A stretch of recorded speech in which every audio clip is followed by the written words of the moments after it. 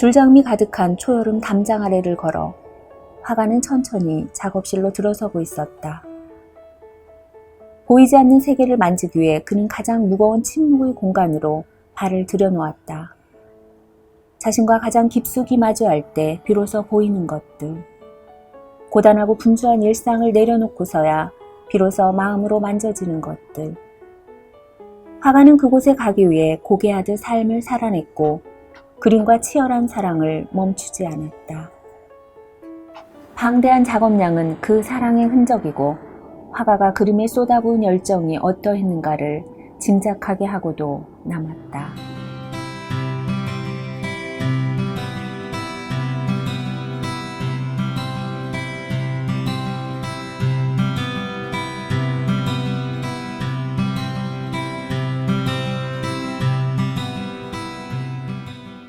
픽토그래미 작가 정장직.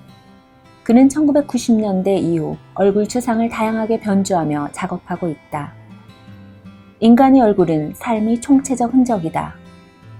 지금 당신의 얼굴은 지금까지 살아온 삶의 역사이고 그 역사의 흔적을 간파하지 않고서는 어떤 얼굴도 참 모습을 다가설 수 없다고 화가는 말한다.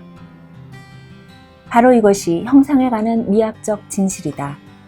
곧 사람의 얼굴은 오직 그 사람만이 걸어온 삶의 진실을 보여준다. 그림과 그러니까 이제 우리가 텍스트 글씨와 그림이 한꺼번에 같이 함축적으로 되어 있는 거를 픽토그램이라고 해서 우리가 화장실 모양 같은 데를 화장실이라고 안 쓰고 남자 화장실 하면 남자를 상징하는 이 기호 같은 것이 있잖아요. 또 제일은행 하면 제일 하고서 손 모습이 이렇게 돼 있고 이렇게 돼 있는데 이것이 제일이라는 글씨를 상징 뜻하는 거 큰 의미로는 아이콘과 텍스트가 합쳐진 거예요. 그래서 그걸 일명 이코노 텍스트라고 하죠. 1991년대 지금부터 굉장히 오래됐죠. 숭전대학에서 학교 신문사에서 50주년인가 몇 주년 기념 화보를 그려달라고 그래서 그때만 해도 그런 운동권 그런 그림들이나 이런 것들이 굉장히 유행하던 때예요.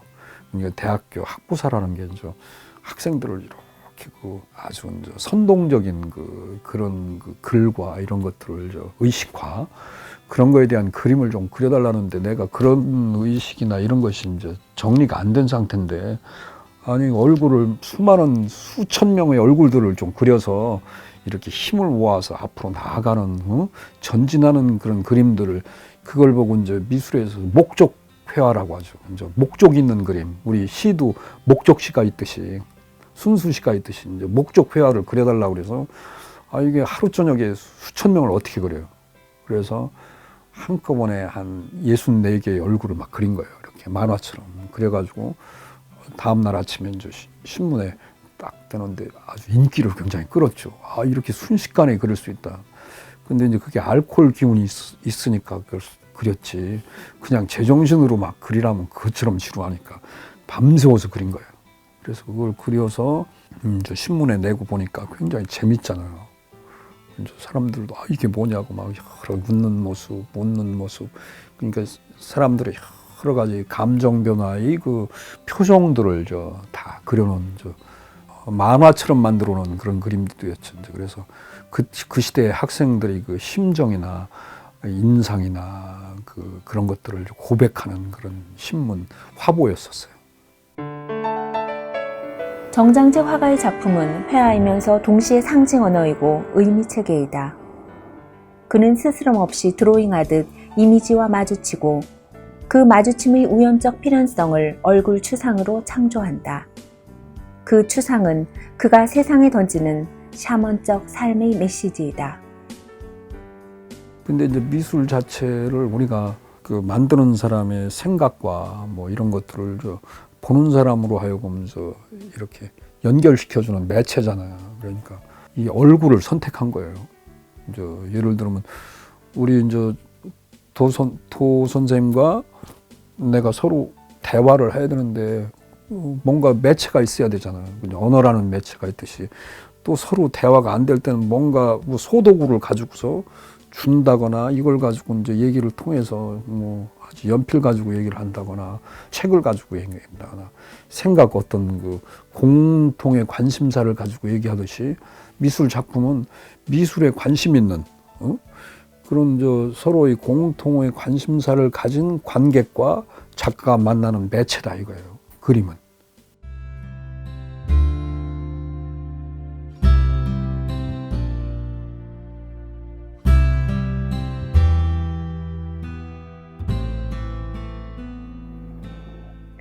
도안화된 그림의 모티브는 음양의 이치에서 찾을 수 있다. 즉 8개의 조합이 이루어내는 64가지 궤를 형상화한 것. 자연과 세계의 원리를 설명한 주역의 64개가 화가의 작업을 통해 제각기 다양한 인간의 모습으로 드러나고 있는 것이다. 인간의 기본적인 욕망들이 있잖아. 그런 것들을 충족시키는 거지 뭐. 기본적으로 행복하다거나 기쁘다거나 여러 가지 인간의 감정들이 있잖아요. 오욕, 칠정 속에 나타난 이런 것들을 그때 이제 그런 것들이 어떤 방식으로든지 자극을 주는 거죠. 이제 그것이 기쁨이든지. 그래서 이제 희노애락의 여러 가지 그런 것들을 스포츠처럼 이렇게 되는 게 있고 거부 반응이 일어나는 사람도 있겠지만 아무튼 그거는 그런 것들을 풀어내는 데는 이제 시각을 통해서 들어오는 거니까 우선 작가는 시각적인 그런 요소를 어떻게든지 이제 그러면 이제 미의 기준에 따라서 그 시대의 그 체험한 미적 그 소위 체험의 그 수준 그거를 그 코드를 읽어가지고 이제 놓는 것이 이제 그래서 그거를 가장 잘 전달하는 화가나 뭐 시인들이 이제 아무튼 독자가 많이 생기는 거겠죠. 이제 공감하는 거. 그러니까 그거를 가장 빠르게 해서 언어 이제 우리는 미술 언어라고 그래요. 그 시대의 그 조형 언어를 잘 쉽고 또 그 깊고 또 심도 있게 잘 다루면은 독자들이 근데 꼭 독자가 많다고 해서 성공한 화가라기 이전에 그런 것들이 이제 한 명을 감동시키더라도 어떤 식으로 잘 소통이 되면은 그것도 뭐 의미 부여를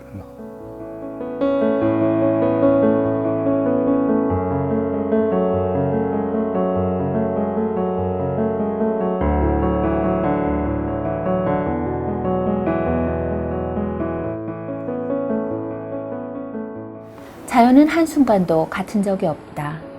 순간만 존재할 뿐 끝없이 변화한다. 풍경의 일원인 인간도 마찬가지이다. 자연의 흐름 안에서 다양한 순간을 포착해 캔버스에 옮기는 작가는 인간 본질에 대한 깊은 이해와 따뜻한 시선을 결코 거두지 않는다.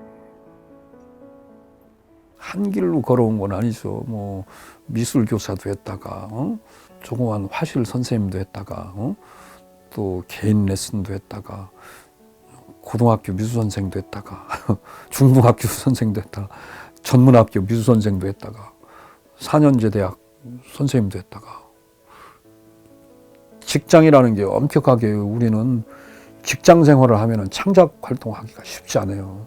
남은 시간에 그린다 하면 그게 아마추어나 마찬가지죠. 철저히 그 그림과 삶과 종교와 이런 것들이 삼위일체가 돼서 처절할 정도로 치열하게 작업을 해야 되는데 과연 내 평생 동안에 치열한 삶이었는가 이런 걸 반문할 때 미술가로서 이게 어디라도 숨고 싶은 평생을 또 그렇게만 치열하게 살 수 없는 여러 가지 여건들이 있으니까 그래도 하나도 버리지 않고 그냥 끊임없이 그 길로 했던 것이지 모든 걸 올인하면서 살아왔던 거 아니에요. 이게 곧 사는 게 곧 이제 뭐 미술 활동이라고 보니까 그래서 이제 미술 교사도 하고 또 각 학교에 뭐 교직에도 있다가 설치 미술도 했다가 프린팅도 했다가 뭐 오일 페인팅도 했나 다양한 미술의 장르 속에 안 다뤄본 것이 없을 정도로.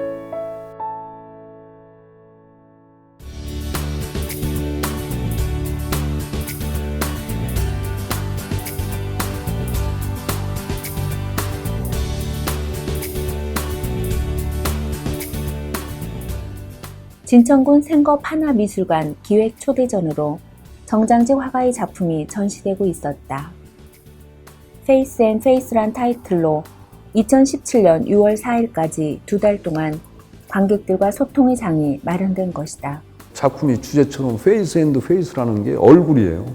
얼굴 표정에서 나타난 여러 가지 그 감정의 그 표상 나타나죠. 거기는 이렇게 웃는 모습이 있고, 뭐 기뻐하는 모습이 있고, 또 침묵하는 모습이 있고, 이런 것들이 표정을 패턴을 64개로 만들어서 거기다 색상의 변화도 주고 형태의 변화도 주고 이렇게 해서 대중들이 이 얼굴들을 보면서 아주 그 기분 좋은 그 감정을 주고받을 수 있는 대상으로 이걸 만들었어요. 그래서 저 안에 들어가면 여러 가지 이제 패턴들을 조합하고 만들고 한 작품들이 있는데 이번 생거 판화 미술관에서의 기획 초대전의 기본적인 그 이념은 결국은 인간의 얼굴 표정을 판화라는 매체를 통해서 이렇게 흥미진진하게도 대중들한테 보여줄 수 있다.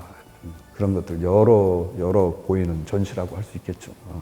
제가 이제 한국에 태어나서 뭐 파리에서도 뭐 있었고 활동도 해보고 뭐 외국으로 많은 작품들이 갔지만은 이번 그 생거 판화 미술관에서 전시를 했다는 것이 굉장히 저한테는 보람이 있다고 생각해요.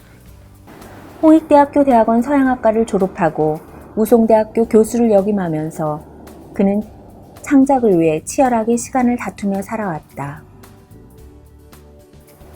개인전과 초대전, 왕성한 작품 활동을 통해 자신의 세계를 뿌리내리는데 게으르지 않았다. 과천, 서울, 대전 시립미술관 등에 그의 작품이 소장되어 있다. 내가 도사가 아닌 이상은 그러니까 뒤를 돌아보고 정리하고 사는 인생이 아니었기 때문에 또 내일 또 해야 될 일이 있고 이제 만들 게 있으니까 그러니까 참 갈고 닦으면서 정리정돈을 잘 하고 사는 사람을 보면 부러워요. 근데 아무것도 안 하면 그렇게 살 수 있지. 할 게 있으면 추억을 되새기면서 살 시간이 죽을 때가 되면 정리한다고 그러잖아요. 아직은 나는 더 할 일이 많아.